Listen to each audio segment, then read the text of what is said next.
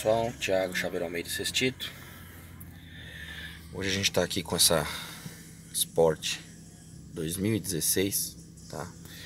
Isso aqui, o chaveiro tentou fazer cópia de chave do carro, não conseguiu fazer e ainda bloqueou o carro veio sistema de emergência, ligando somente pela coluna.